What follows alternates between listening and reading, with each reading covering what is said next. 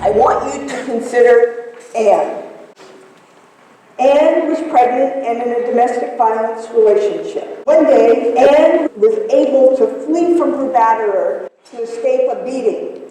And she recalls locking herself in the bathroom while he pounded on the door. And she pounded on the pipe, screaming, hoping that somebody in the apartment would hear her and would come and help her. No one did. He, fortunately, left. And after she felt it was safe for her, she snuck away. She was told about the Homeless Prenatal Program. She came to us. We got her into a domestic violence shelter. She took care of herself. She delivered a very healthy baby girl. But she was on parole. And she desperately wanted to change this past of hers. So we hired her. We hired her to be a community health worker, to be able to help women like herself exit poverty and move into stability. She told her parole officer he thought she was lying. She wasn't. In the 10 years that she's been working with us, she has helped countless families move into permanent housing and countless women turn their lives around. She continues to keep her mugshot as a reminder of how far she has come. Many people have the same issue as Anne in terms of not knowing their potential, me included. I'm the third oldest of 13 children. As you might imagine, it wasn't easy for my parents. My father was lucky and he got a job in Japan. And in 1958, we moved there. And from the time that I was 9 to 18 years old, I got to live in Yokohama, Japan. It was fantastic. It was fantastic because there was nothing that I had ever experienced like it before. And it was fantastic because it gave me a wider world view. I had a great time, but I was a lousy student. I didn't do very well in school. And when 1967 rolled around and I was graduating from high school, people were surprised, especially my parents, that I actually got into college. And I actually forgot that I had stopped by that Peace Corps desk on campus one time and I had signed up. Back then, I don't remember it being a very rigorous process. So I got a call one day and the person said that I had been accepted to serve in Ethiopia. And I said, Ethiopia? And I knew it was in Africa, but I didn't know exactly where. So I looked on a map, and when I realized that if I didn't go now, I would never go, I said, okay. And then they said the task, my job was to teach English. I said, yes. Me teach English? I hadn't paid very close attention to my high school or my college English, and I wasn't sure I spoke grammatically correct. So I went out and I bought books, and I started on a crash course to educate myself on how to teach English. I promised myself as I traveled there that I would teach myself and that I would learn Amharic, the national language of Ethiopia. The good news is we were trained in country. I was trained in a town called Nazareth. And Nazareth is just south of Addis Ababa. It was a fairly large town with paved roads and lively markets. And I spent as much time as I could with the 4 Ethiopian teachers who taught us Amharic. And I remember at times my brain would hurt trying to figure out what people were actually trying to say to me. One night I was in our Bunabate where we stayed, and this woman, the waitress, she was asking me something. And I thought, what is she saying? And finally I got it. She wanted to know if I would give her some of the coloring that I put in my hair. Back then, I had long red hair, bright red hair, down to my waist. Soon I was off to my site. The name of the town is Adebkai. It's in northern Ethiopia. It's in the Gimdir province, north of Gondar. It's very small. Jim Cahill, the other Peace Corps volunteer, and I were the first 2 volunteers to go here. And the people weren't used to white people, much less people with red hair and freckles. And I remember one time, one of the teachers very apologetically asked me, "Excuse me, but what is your disease?"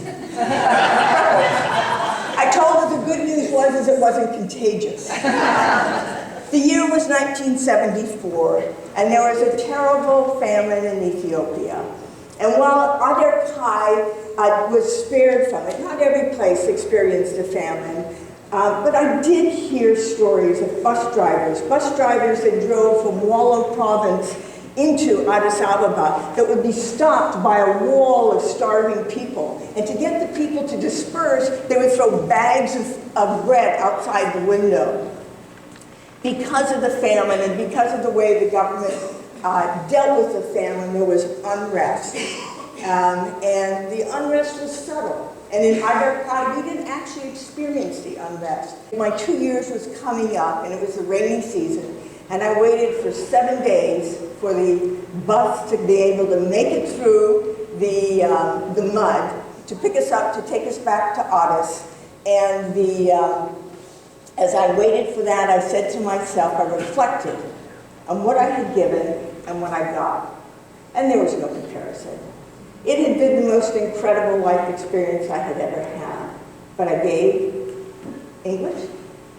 So I decided that, very selfishly really, that I wanted to go back and have a similar life experience. But I didn't want to teach English. So I came back to become a nurse. For the first time in my life, I was a straight A student and I was the top of my class. Because I knew what I wanted to do.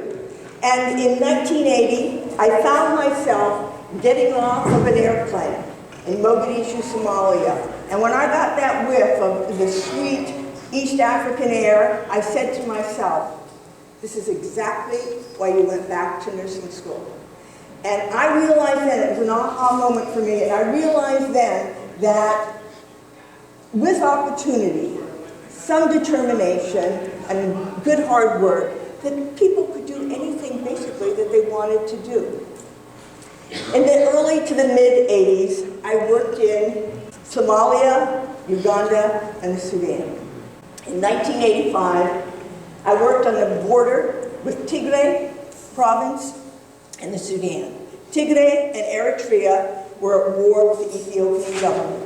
And the Ethiopian government used food as a weapon against the people.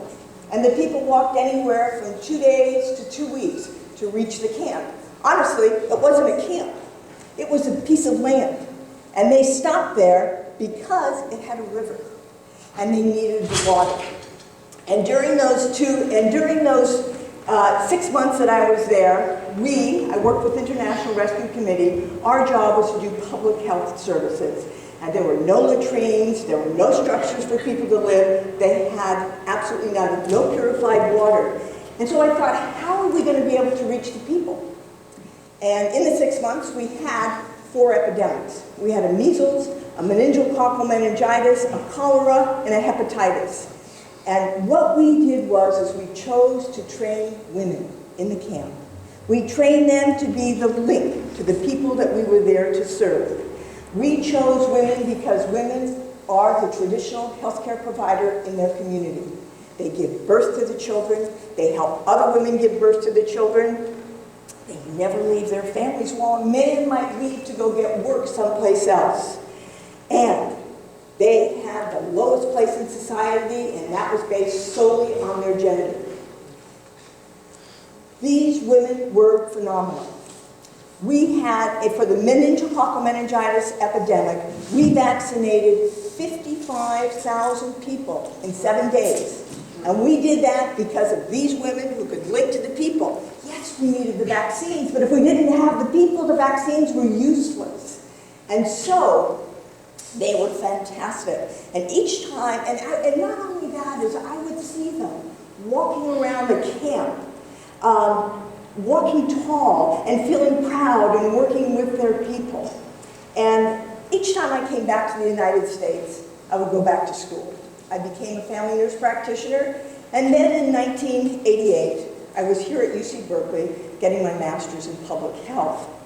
And at that time, I started volunteering with healthcare for the homeless. In 1988, family homelessness was the fastest growing subset of the homeless population. And so I had a friend who was medical director of healthcare for the homeless, and he said to me, there are women who are pregnant and homeless and they're not getting any care. And I was shocked. I thought, how could this be? I needed to go out there and to take a look, and I did. And the first night that I went out there, there were women at different stages of their pregnancy. Not one was in care. So I said, okay, I'll volunteer. I'm going back to Africa, but while I'm doing this year at UC Berkeley, I will volunteer. I want to help link up women to prenatal care. At the same time, I would talk to politicians, I would talk to foundations, I'd talk to anybody who would listen to me about what was going on in the shelter. Everybody said, oh, that is just terrible. Nobody did a thing. So I took a grant writing class. I wrote a grant, and I basically wrote exactly what I was doing in the shelter. And then I got the grant.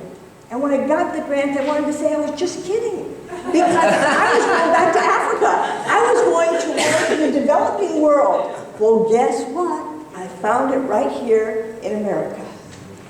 And so there, the Homeless Prenatal Program was born. And when I was in the shelter, I said to myself, I talk a lot to myself, I said to myself, why would these women listen to me? A middle-class white woman. But wouldn't they listen to someone who is like her, like them, somebody who had been homeless, but who's able to turn her life around? And then I thought of the women in Somalia as well as in the Sudan, these incredible women who were able to turn the tide in their communities. And so we started hiring and training women. My first grant, as you heard, was $52,000, and that was for three of us. Me, part-time, a part-time social worker, and a former client. Boy, was I green. I thought I knew what I was doing. The first person I hired was a woman that I took care of when she was pregnant. She was an addict. But pregnancy is an incredible time for a woman to turn her life around. And that's what we bank on at the Homeless Prenatal Program. Nobody wants to hurt their child. She stopped using drugs. She delivered a healthy baby. And she delivered a drug-free baby, and I said, success. And then we got the grant. She works for 2 weeks. I give her a paycheck, and she is gone. She is in the Tenderloin, and she has smoked that check. And the first thought that went through my mind, we're 2 weeks into this new program. How could she do it to me? And then I thought, how could I do it to her? A woman who was on the road to recovery, and I gave her the biggest trigger that one could have to start using again. So my staff began to teach me what to do and how to provide support for the women that we were hiring. And then we left the shelter, we got our own 501c3, and we moved into the Tenderloin because that was ground zero. And while we were in the Tenderloin, we evolved. And we evolved because we realized that the women that we were serving, they needed more than prenatal care. They needed housing. They needed help with substance abuse. They needed help with domestic violence and mental health support. And so we evolved. We evolved not because I'm so darn smart that I know what homeless families need, but we evolved because I listened to the women who had been homeless. They told me what to do. And now we've evolved into a family support service center, focusing on families that are 0 to 5, but also helping families exit poverty and homelessness. Today, we are an organization with a budget of, sort of makes me a little crazy sometimes, $6 million, 80 staff, more than half of whom come from the community we serve. It is a program.